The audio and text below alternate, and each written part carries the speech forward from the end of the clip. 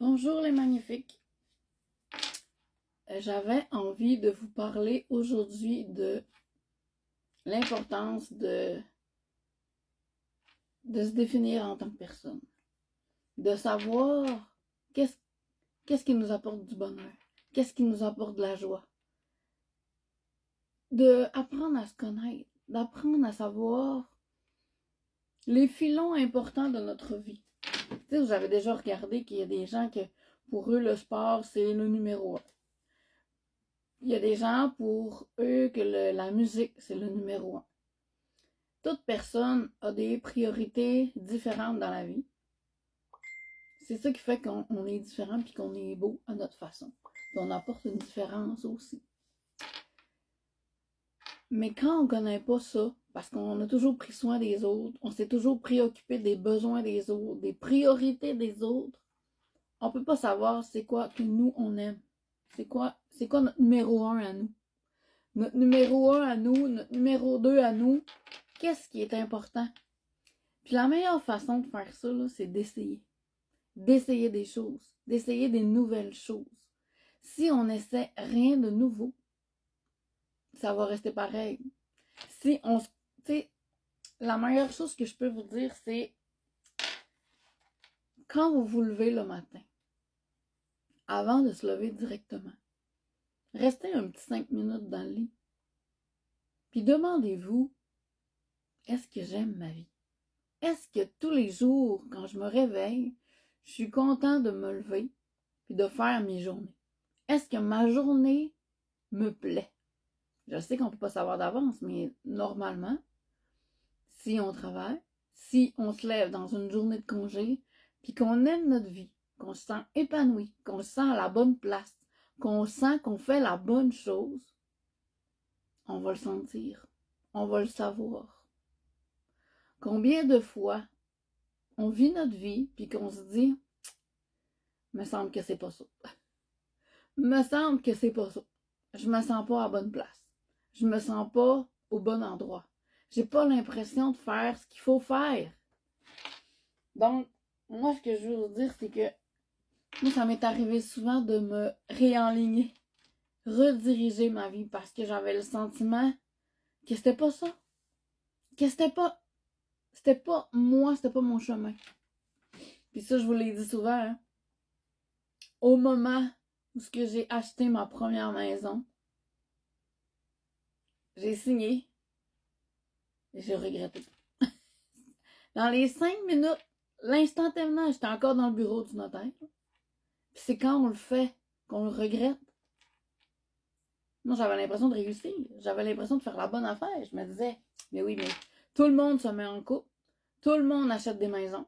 Tout le monde font des enfants. Tout le monde a des familles. Tout le monde reçoit le famille à la maison. Mais moi, là, j'étais pas heureuse dans ça. Je n'étais pas bien dans ce milieu-là, dans cet univers-là. J'avais toujours fonctionné à l'instinct. J'avais toujours fonctionné de la manière qui me plaisait. Puis là, tout d'un coup, tout ce que je faisais comme les autres, en voulant avoir une vie normale, en ayant une vie similaire à tout le monde, je me suis fait avoir moi-même. Je me suis fait avoir moi-même parce que je me suis désenlignée complètement de ce que moi je suis, de ce que moi je veux, de ce que moi je voulais. Faites pas ça. Demandez-vous c'est quoi vous voulez. Même si ça n'a aucun lien avec les autres membres de votre famille. Même si ça n'a aucun lien avec les gens que vous fréquentez. Même si c'est pas en lien avec les gens qui sont vos amis proches. Les amis proches, les bonnes personnes, ils vont être là. Ils vont rester là. Ils vont vous aimer pour ce que vous êtes. Ils vont vous aimer parce que vous faites ça. Ils vont vous apprécier parce que vous tenez votre route. Je vous le dis, au moment où j'ai tout pété dans ma vie, les autres étaient plus déçus que moi. J'avais tout brisé ma vie, normale. Je suis prudente quand je dis ça. Parce qu'il y a des gens que ça rend heureux. Il y a des gens que c'est comme ça. Mais moi, à ce moment-là, je me suis libérée de quelque chose de plus profond que juste ma maison, ma vie, mes décisions. Là. Je me suis libérée intérieurement, puis je me suis dit, oh non, là ça suffit. Je vais vivre pour moi. Je vais vivre en fonction de ce que moi je veux, en fonction de ce que moi j'ai envie de faire.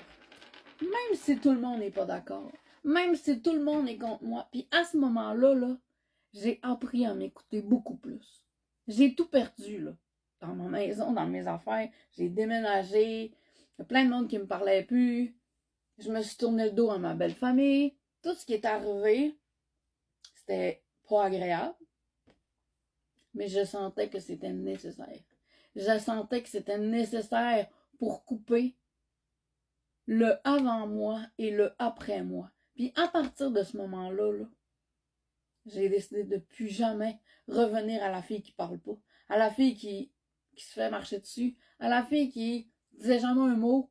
J'ai tout le temps été quelqu'un d'indépendant et quelqu'un qui aimait être seul et avoir les bonnes personnes autour de moi. Mais ça s'est vraiment plus approfondi à partir de ce moment-là. Puis je me suis dit, OK, je vais à tous les matins essayer d'améliorer quelque chose. À tous les jours, je vais changer quelque chose de ma vie pour que je l'apprécie plus. Pour que je l'aime, moi, ma vie à moi, pour que je l'aime plus. Pour être plus aligné avec ce que moi, à l'intérieur de moi, ce que je voulais faire. Et c'est ça qu'il faut que vous faites.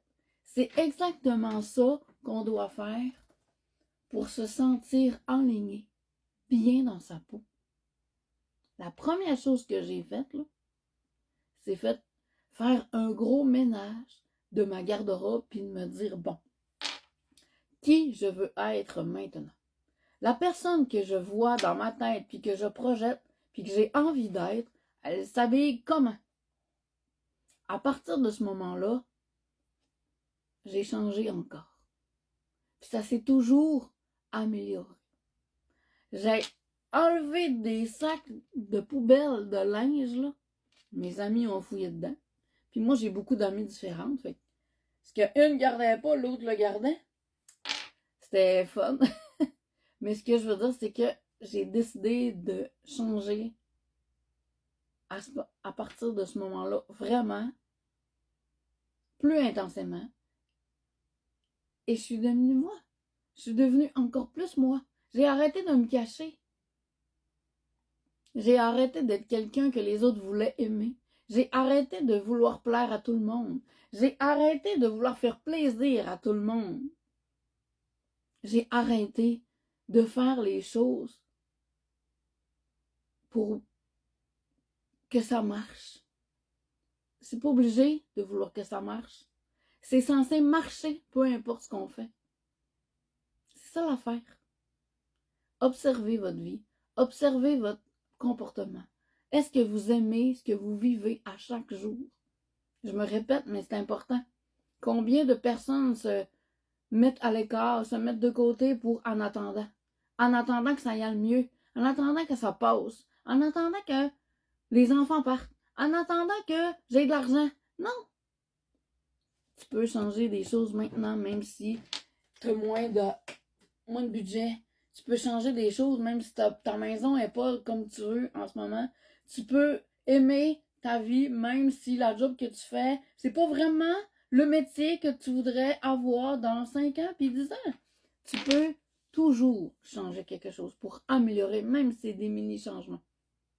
Je vous le dis. Mettez-vous en premier. Oubliez-vous pas. Écoutez votre voix. Si tout le monde... Tu peux demander l'avis à quelqu'un qui est autour de toi. Mais la décision finale t'appartient toujours. Parce que c'est ta vie. C'est à toi que la vie puis la décision va prendre un plus grand sens. L'impact va être directement relié à ce qui va se passer demain, après-demain, puis la semaine d'après. C'est de ça que j'ai envie de vous parler. C'est de ça que j'ai envie de vous parler. Passez une belle journée.